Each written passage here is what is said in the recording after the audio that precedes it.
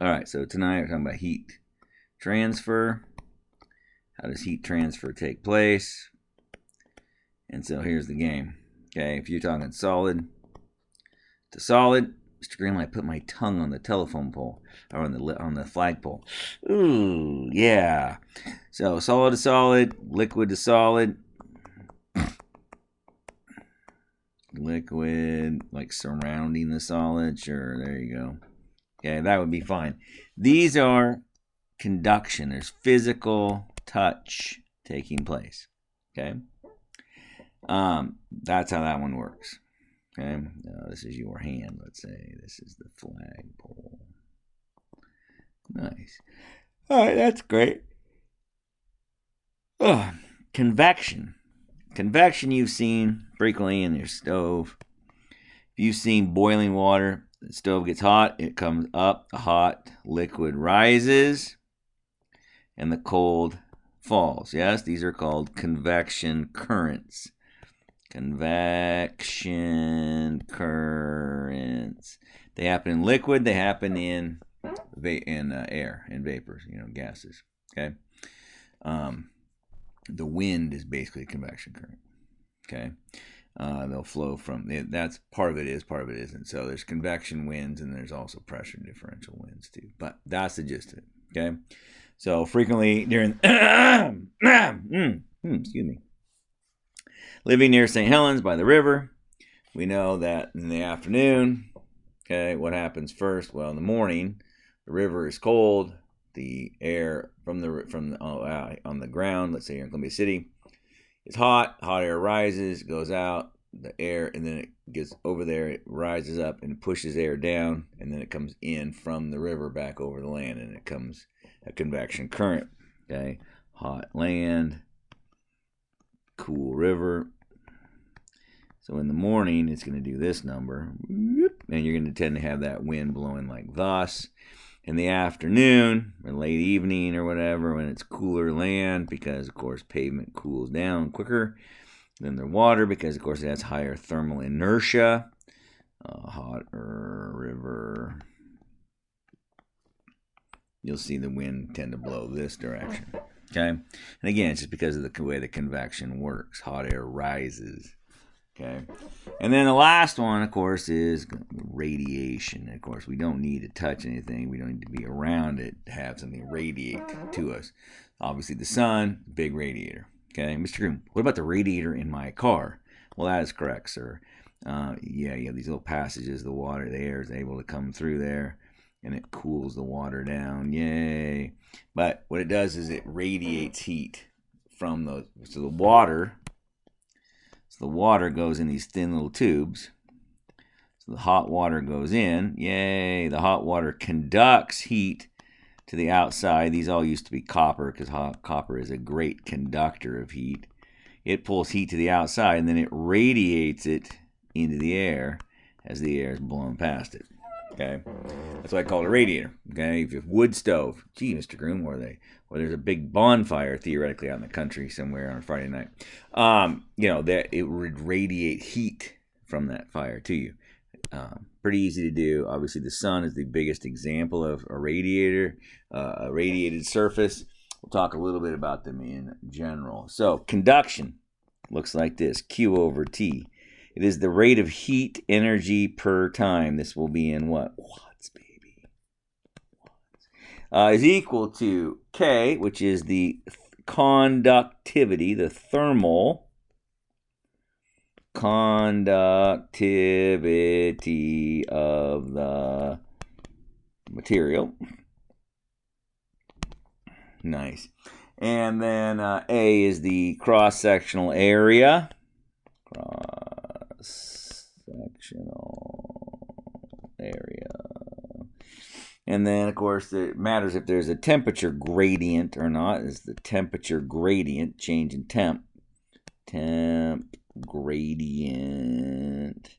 And then, of course, the thickness of the material. So the gist of it is this. If you are here, this is your house. You have a giant picture window. It's made out of glass. How exciting.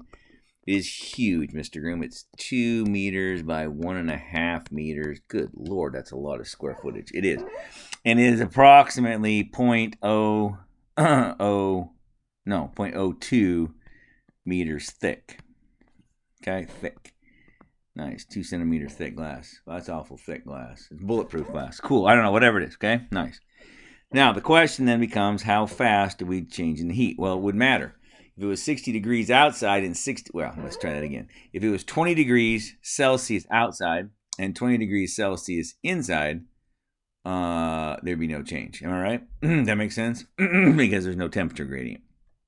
If it's 80 degrees inside, or not 80 degrees, try again. I keep forgetting to think in Celsius.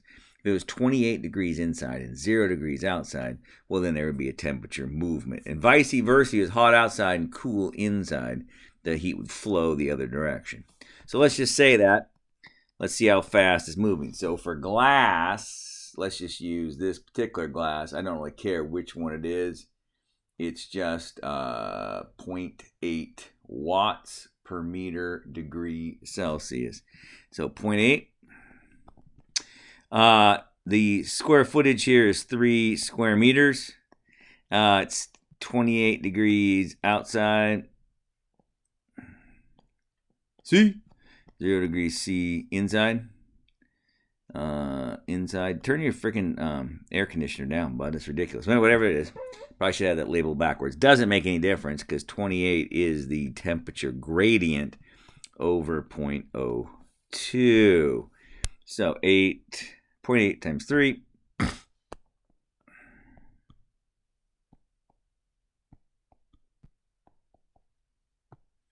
And you will see 3,360 or 3.3 kilowatts. 3.3 kilowatts is how fast you're losing it. That's 3.36 kilojoules per second is leaving your home, or in this case, coming into your home because it's hot outside and cool on the inside. Okay, same thing. Let's do another one here. Let's do, for instance, Mr. Groom, what if I had a house like this? Okay, yes, I'm listening. And this is a piece of wood. Okay, wood. There's 2 O's in there. Yay. And it is 3 centimeters thick. And the area over here is 2 square meters. The area. And then behind that, you have 8 centimeters of insulation. And we'll say it's glass wool insulation. So fiberglass or glass wool. Okay.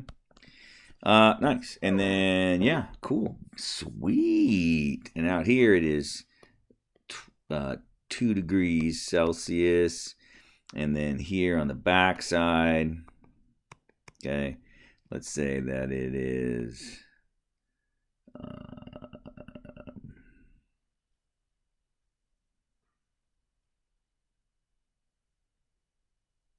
10 degrees C. Okay, cool. Nice. All right, here we go. Sweet. So then if you didn't do that, you get to figure this out. You have to figure it in 2 pieces. How fast does it travel through the wood? And then how fast does it travel through the fiberglass? And the idea here is this. So Q over T is equal to, now for the wood, let's just say we use pine, because I think that's the one they give me here.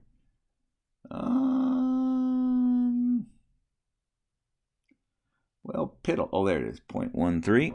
It does not conduct heat very fast. You with me? Times 2 square meters times a 8 degree change in temp. 0.03 meters thickness.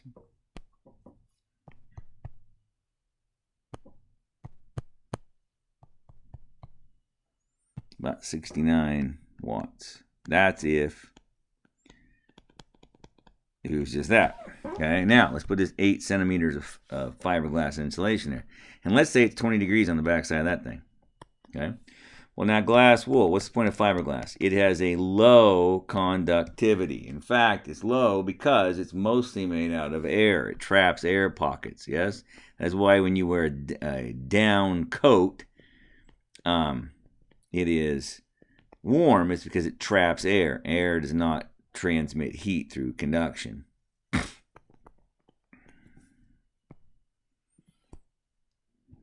Oh, you piddle fiddle.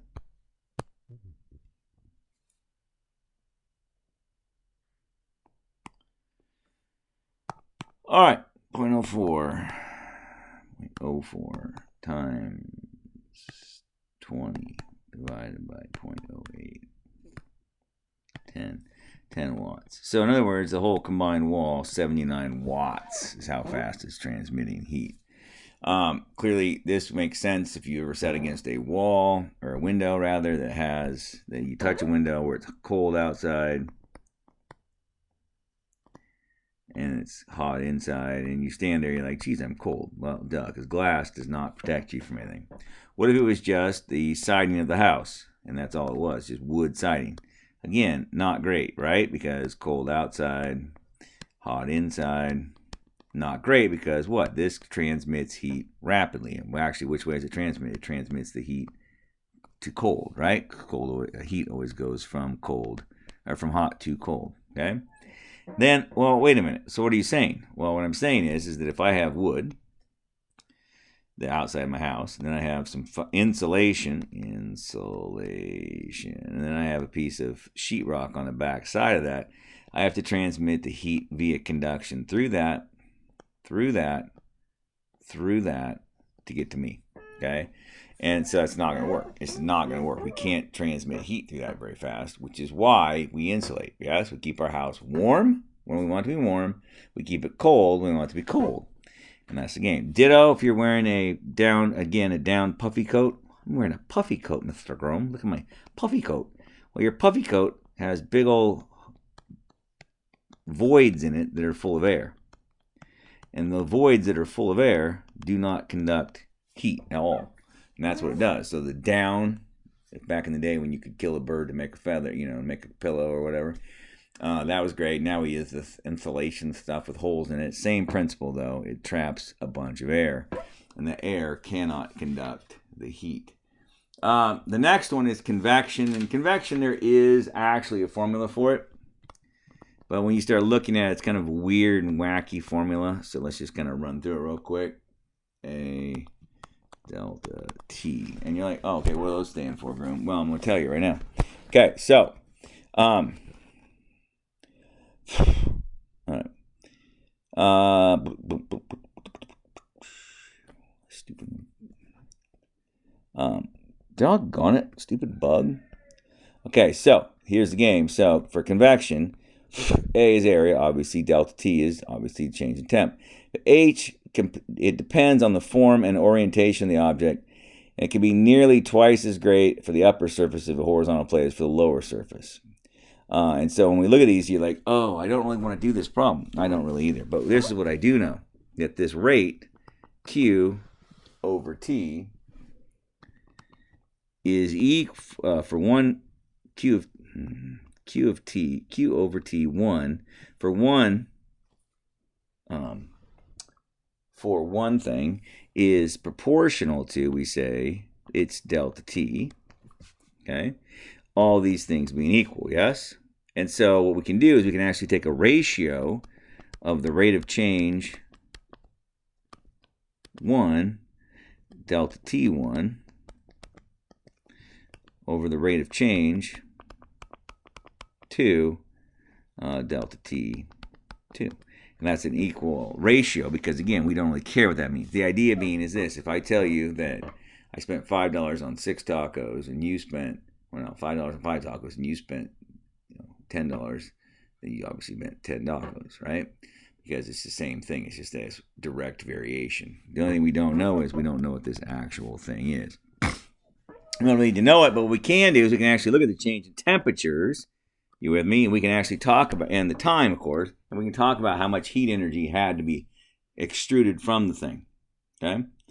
It's pretty easy to do in that regard. Now, one of the things that we will see in the case of this is it's the classic turkey problem or some similar problem like that. Oh, yeah, here it is. Yes, so we're going to use a pie because that pie sounds good right now. Suppose you made a nice blackberry pie in the summertime. Ooh, Groom, it's hot. Looks like a mushroom cloud coming off your pie, bud. That's kind of gross. Let's say T equals 0, time equals time. Good Lord. You moron. My eraser isn't working. There we go. Bitchin'. All right. So at T equals 0, the temperature is 39 degrees C. It's not hot enough. Damn it. 69 degrees C. Nice and toasty hot. There we go. 69 degrees C. Wow, it's hot. Smoking hot. Okay? And then we come back after a little bit. I don't know. By the way. Initially, right? And then in 5 minutes, the temperature fell to 60 degrees C. By the way, the temperature in the room is 30 degrees C. I'm not sure why it's so blamed hot in your house, but whatever. Apparently you live in Arizona or something in the wintertime. Okay, cool. How long to cool to how long will it take to cool from 50 degrees C to 40 degrees C in the same room?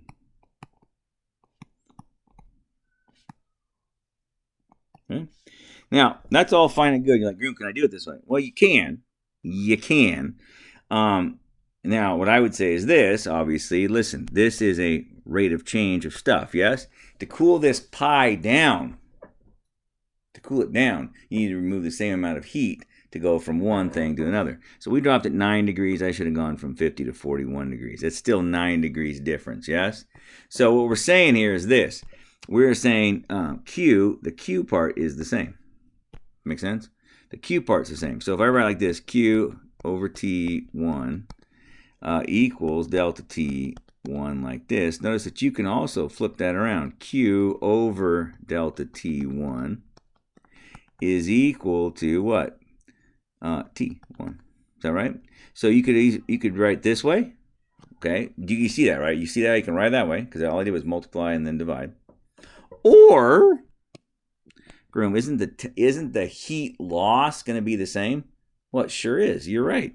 So, or you could do this. Time over delta T is equal to time over delta T. So if you said to me, all right, cool, here it is, boom, boom, boom, done. Can I solve this problem? And the answer is yeah, you can work it out that way. Now, before we get that far down the road, I do want to share a formula with you. I'll pause for a second. Okay, so this is the formula that we're actually going to use on this stuff, because when you play around the other way, you're like, well, you can kind of do it that way, but then it's like, well, does it work out exactly? And the answer is, well, yes and no, because it kind of depends on H, and it's a little finicky at times. So what we typically do is we talk about what's called Newton's law of cooling. And in the law of cooling, you need the ambient temperature of the room. So in our case, it's the temperature, by the way, the original temperature of the thing we're going to talk about in a minute. The ambient temperature, we said, was 20 degrees. Okay? And then e to the kt plus 20. Okay? Now, the idea is this. I don't care what your turkey starts off with, or your ice cream cone, or whatever, your pie in this case. I don't care where it starts. I'm going to tell you right now that it's going to get down to 20 eventually, but theoretically it'll never get to 20, but it'll get awfully damn close. So in our case, we started at, what was our initial temperature? Our initial temperature was 69 degrees. And so T is equal to 69 minus 20, KT plus 20. So in other words, T is equal to 49 e to the KT plus 20. Now, if you're good at math, which most of you should be, you realize that K kind of has to be negative, yes? Because it's going to be going away. Okay, at 0, at T equals 0, that's e to the 0, which is 1. 49 plus 20 is 69 degrees. Now, we said after 5 minutes, it's down to what? I don't know. Let's go look. After 5 minutes, it's down to 60. Well, that's hot. After 5 minutes, it's down to 60. So 60, 49 e to the k times 5 plus 20. If you minus that, you get 40. And then divide by 49 is equal to e to the 5k. Take the ln of both sides. That is a negative number. And then divide by 5, it's still a negative number. Let's check it out. So it's the ln of 40 divided by 49 divided by 5. It is negative 0.04. So my equation is t equals 49 e to the negative 0.04 t plus 20. Now, if a guy is smart, which is the 21st century, I'm not doing that by hand. Are you with me? I'm just not doing it by hand. I'm not doing it. You can't make me, sir. I'm just going to type that into desmos.com. So 49 e to the negative 0.04 x, you idiot, to the, oh, damn it, to the negative 0.04 x plus 20. If you look at it, what you'll see is everything approaches 20, yes? Make sense? And so I said, how long would it take to get down to from 50 to 41? So you're like, oh, is it going to go as fast on the way down? No, it's not.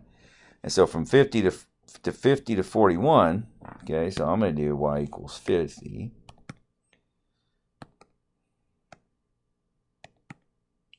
Y equals 41. Oops.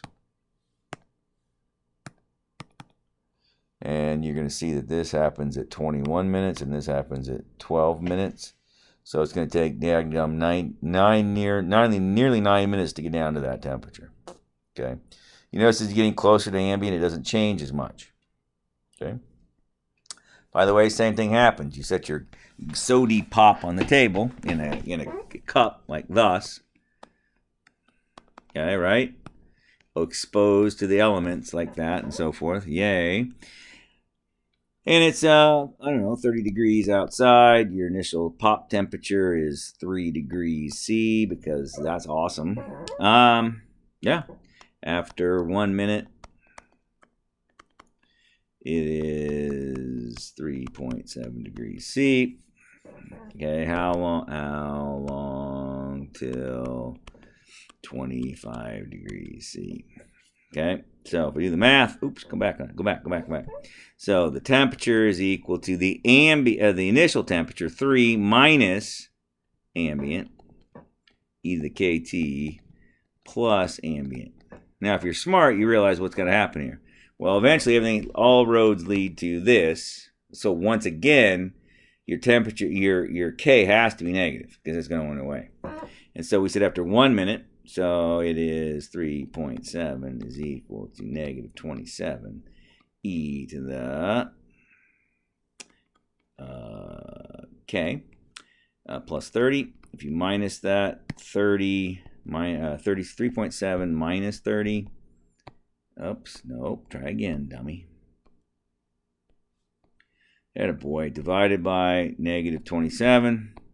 It's positive. That's exciting, but you'll notice it's a decimal. Do you see that? So if you take the ln of a decimal, it becomes a negative. So negative 0.026. K is negative 0.026. And so then the question would be, when does it get down to 25 degrees? I don't know. Let's find out. So negative, what did I say it was? Negative 27 e to the negative 0.026 x plus 30 plus 30 plus, damn it, plus 30, attaboy. So you see it's coming up towards 30, so y equals 25. It's going to take a little over an hour to get there. That's kind of ridiculous. I think it's going to take that long. But yeah, there it is. Nice. Will it ever get to 30? No, theoretically not. Okay. Nice. Nice.